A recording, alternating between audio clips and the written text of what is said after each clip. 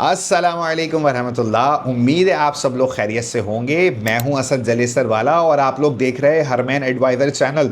मैं आप लोगों के लिए बहुत ज़्यादा इम्पोर्टेंट वीडियो लेकर आया हूं, क्योंकि आप लोगों के इल्म में होगा कि 14 अगस्त 2026 यानी कि आज के दिन से पाकिस्तान से जाने वाले जितने भी उम्रा ज़ायरीन हैं जिनका वीज़ा अभी तक प्रोसेस नहीं हुआ है और आने वाले दिनों के अंदर वो अपना वीज़ा प्रोसेस करेंगे, उनके लिए वीज़ा फ़ीस बढ़ा दी गई है। यानी कि अगर आपने सऊदी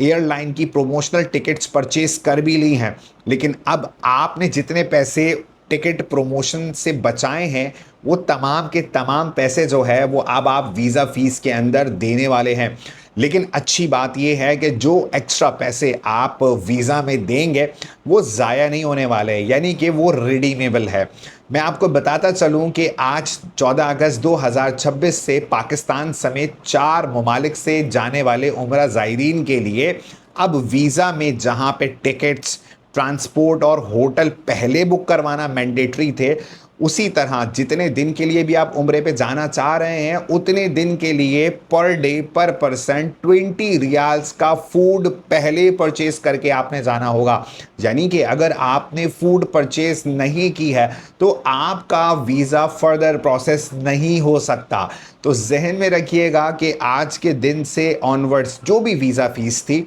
उसके अंदर पर डे 20 रियाल्स आप ऐड ऑन कर लें। यानी कि अगर कोई इंसान 10 दिन के लिए जा रहा है तो उसकी वीज़ा फ़ीस में तकरीबन 200 रियाल का ऐड हो जाएंगे अमाउंट। अगर वो 15 दिन के लिए जा रहा है तो 300 रियाल, अगर वो 20 दिन के लिए जा रहा है तो 400 रियाल उसके पैकेज प्राइस या वीज़ा प्राइस के अंदर बढ़ने वाले हैं।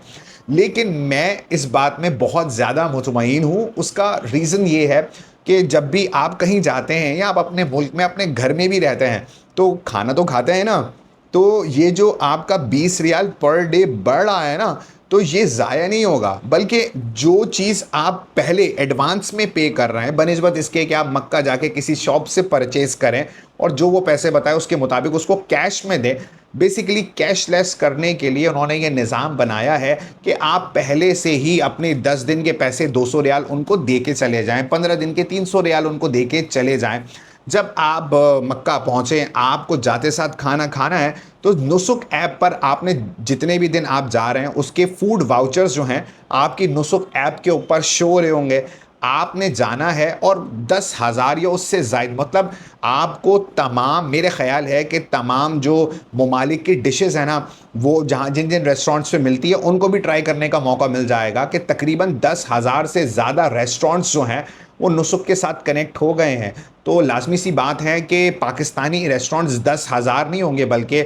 मलेशियन भी होंगे, इंडोनेशियन भी होंगे, टर्किश भी होंगे, और भी जितने नेशनल्स हैं उनकी फ़ूड भी आप ट्राई कर सकेंगे। आपने सिंपली करना क्या होगा कि जो आपने 10 दिन की पर पर्सन की जो वाउचर्स दिए हैं, लेट सपोज डे 1 आप रेस्टोरेंट पे लेके गए, आपने नुसुक ऐप ओपन करी और अपना क्यूआर शो किया, यानी कि वो क्यूआर बेसिकली अपने अंदर 20 रियाल रखता है। जो दुकानदार होगा वो उसको स्कैन करेगा, स्कैन करने के बाद वो जो 20 रियाल का कूपन था वो जाके रेस्टोरेंट वाले के अकाउंट में ट्रांसफ़र हो जाएगा और आप 20 रियाल का जो भी अवेलेबल है उसकी रेट लिस्ट को देखकर आप कुछ भी परचेज़ कर सकते हैं।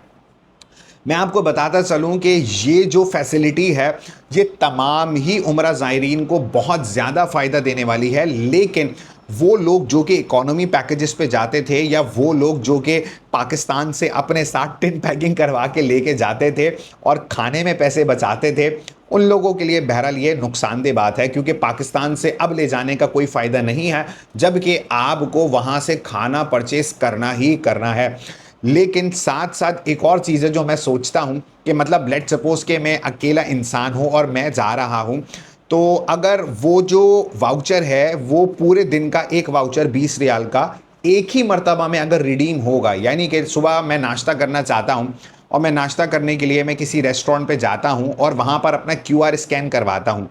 नॉर्मली जो सऊदीया के अंदर अंडा पराठा चाय का बिल है वो 5 से 6 रियाल का होता है, लेकिन जब वो क्यूआर स्कैन करेगा, अगर वो डायरेक्टली 20 रियाल्स पूरे के पूरे एक साथ डिडक्ट हो जाएंगे तो मैं अकेला इंसान 20 रियाल का इतना तो नहीं खा सकता, तो मेरे लिए प्रॉब्लम हो जाएगी। हाँ, ये ज़रूर है आसानी कि अगर लेट सपोज उन्होंने क्यूआर स्कैन किया और लेट सपोज मैंने 5 रियाल का खाना खाया और वो स्कैन करने के बाद उसमें से सिर्फ 5 रियाल डिडक्ट होते हैं, बाकी 15 रियाल उस दिन के बाकी रहते हैं, तो भाई बल्ले। अदरवाइज तो मेरे हिसाब से ये एक नॉर्मल इंसान को बहुत ज़्यादा नुकसान देने वाला है कि 20 रियाल का एक टाइम पे वो ना वो खा सकता है, जब उसको वो लेकर अपने होटल में रखेगा, ठंडा हो जाएगा, वो उसको गर्म कहाँ करेगा। और इसके अलावा मैं आपको बताता चलूँ कि आसानी कब होगी कि जब हमने वो क्यूआर स्कैन करवाया और लेट सपोज कि जो मैंने आपको बताया कि एक साथ ही 20 रियाल डिटेक्ट हो रहे हैं, और ऐसा नहीं है कि 5 रियाल की चीज़ ली तो सिर्फ 5 रियाल डिडक्ट हो रहे हो, तो ये ज़रूर आसानी है कि अगर एक ग्रुप में 4 से 5 अफराद हैं तो एक का क्यूआर स्कैन करवा लिया और फिर उसको जो है वो उन्होंने खा लिया 3 4 5 लोगों ने मिलकर, फिर तो बेस्ट है। अदरवाइज ये एक बहुत ज़्यादा प्रॉब्लम हो जाएगी इन केस अगर एक टाइम पर पूरे का पूरा वाउचर अगर स्कैन होता है तो। जबकि अगर सिर्फ बड़े बड़े रेस्टोरेंट्स जो हैं वो नुसुक के साथ कनेक्ट होते हैं, मल्टीनेशनल चेन्स वाले, तब भी बहुत ज़्यादा मसला है कि वो सारी फूड हम 15 के 15 दिन नहीं खा सकते हैं। बर्गर है,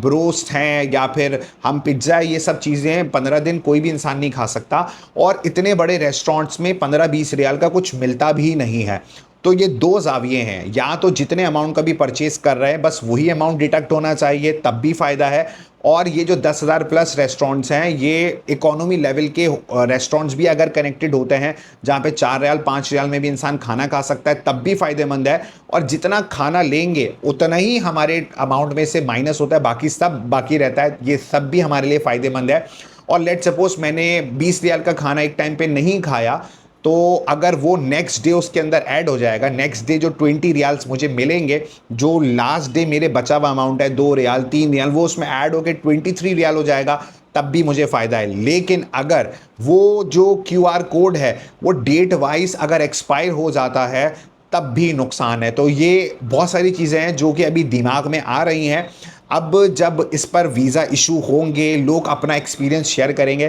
तो लाज़मी तौर पे मैं आपके साथ एक डेफिनेट बात और पॉजिटिव और नेगेटिव उस सूरत हाल में क्या क्या बातें हो सकती हैं वो लेकर हाजिर हूँगा। अगर आपको ये बात पसंद आई हो, ये बात समझ आई हो, तो लाजमी तौर पे हमारी वीडियो को लाइक, हमारे चैनल को सब्सक्राइब करना ना भूलिएगा। आपके पास कोई भी इन्फॉर्मेशन है या आपके क्या थॉट्स मुमकिन है या वो बातें जो मुझसे रह गई हैं, आप लाजमी तौर पे अपने हमारे साथ कमेंट्स के ज़रिए शेयर कीजिएगा। हम लाजमी तौर पे नेक्स्ट वीडियो के अंदर उसको ऐड ऑन करने की कोशिश करेंगे। अपना ख्याल रखिएगा, दुआओं में याद रखिएगा। अस्सलामु अलैकुम वरहमतुल्लाह।